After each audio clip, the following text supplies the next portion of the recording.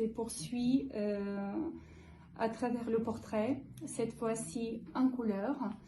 Et donc avec une recherche aussi bien plastique, puisque le travail est en peinture à l'huile, mais aussi et surtout sur l'expressivité des yeux. Et si je dois citer une phrase, je prendrai celle de Magritte, que les yeux sont le miroir de l'âme.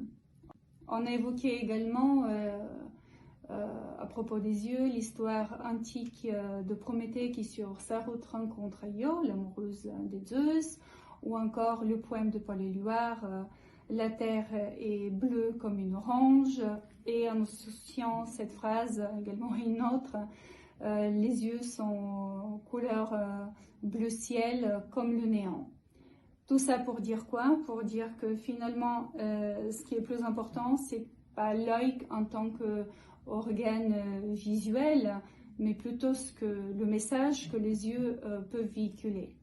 Ce travail-là, quelque part on l'a laissé en pause pour un autre sujet qui s'est imposé et qui était proposé par la Maison de la Jeunesse et de la Culture pour une participation d'une exposition pour le mois de mars 2021 et qui est le printemps, ou voir la vie autrement.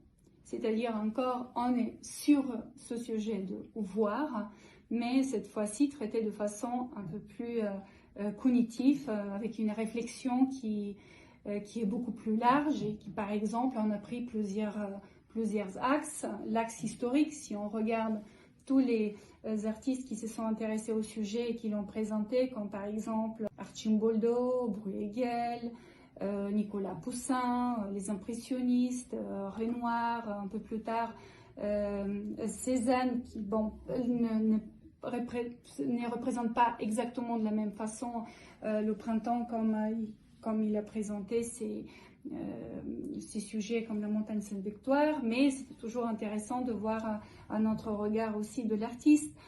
Et par la suite, tous les artistes du XXe siècle jusqu'à nos jours. Ou un autre axe qui est l'axe idéologique. On avait parlé de printemps de Prague, printemps arabe ou culturel. En 1998, Jack Lang qui crée l'événement Printemps des poètes. Ou encore un autre axe, l'axe symbolique ou mythologique. Si on reprend le tableau de Botticelli, le printemps, avec tous les personnages de la mythologie, ou encore un axe scientifique, le printemps comme une saison de renouveau, une saison d'éclosion de la nature et des semences. L'axe philosophique, en fait, voir aussi la vie d'après par rapport à cette situation difficile qu'on vit aujourd'hui et en étant d'autant plus en hiver, qu'est-ce que la vie d'après, ou encore partir vers une expression juste des sentiments qu'on éprouve par rapport à ce sujet, par rapport à ce mot, et pas forcément représenter une image réelle, mais partir dans l'abstraction, pourquoi pas. C'est une série photo que j'avais faite l'année dernière. Oui. En mai, donc j'ai appelé Fleur de mai.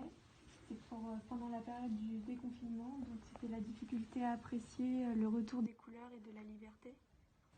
Donc j'ai choisi de mettre en noir et blanc pour montrer la difficulté de ressortir de chez nous après ce confinement qui a été... on a été très... Sauf que tu t'arrêtes en noir et blanc. On voit pas la couleur. Ouais. D'accord. Comme si on était encore confinés en fait.